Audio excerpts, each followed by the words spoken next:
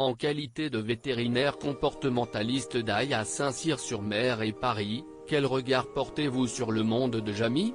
Jasmine Chevalier, l'émission est intelligente, elle fait passer des messages.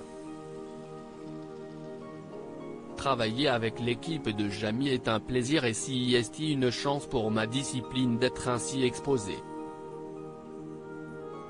Dans cette émission, vous analysez les comportements d'une chatte de 17 ans, Zoé, d'un chien de 9 ans et d'une chienne, Nia, de 8 ans, qui vivent sous le même toit. Le fait que la chatte soit plus âgée que les autres explique-t-il qu'elle joue à la chef? Pas du tout. Les chats font souvent la loi à la maison car ils ont des points de sécurité qui leur sont faciles d'accès. Le chien a souvent plus d'interdits de la part des maîtres, il ne peut donc pas sauter sur la table pour poursuivre le chat, ce qui lui fait perdre l'avantage. À l'extérieur, si c'est souvent l'inverse, le chien peut jouer à poursuivre le chat, plus vulnérable dans cet environnement. Zoé est extraordinaire, elle n'a pas peur de l'équipe ni des caméras. Un chien aboie pour alerter et se protéger. Le chat miaule-t-il pour les mêmes raisons? Non, les chats vocalisent quand ils se battent ou avec leurs chatons. Lorsqu'ils vivent au contact des humains, ils entendent parler et apprennent à miauler pour attirer notre attention. Pourquoi est-ce que les chats se frottent-ils sur tout ce qui les entoure? Si est un balisage de territoire, ils ne le font pas de façon consciente.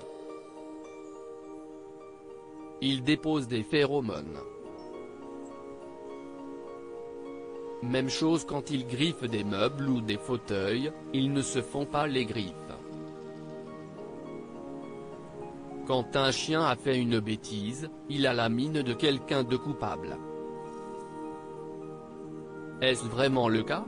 Non, en fait, il a peur.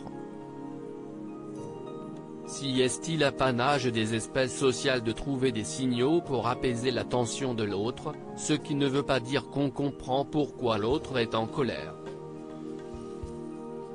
Le chat n'est pas une espèce sociale, quand il a peur, il s'enfuit ou il agresse. Les confinements ont-ils eu des répercussions sur la vie des chiens et des chats? Sur leur bien-être, oui. Les animaux adoptés juste avant le confinement n'ont pas pu suivre l'apprentissage qu'ils doivent suivre avant leurs 6 mois.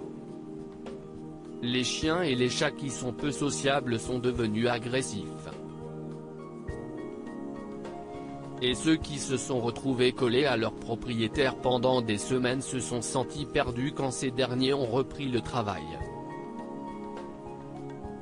www.jasminechevalier.com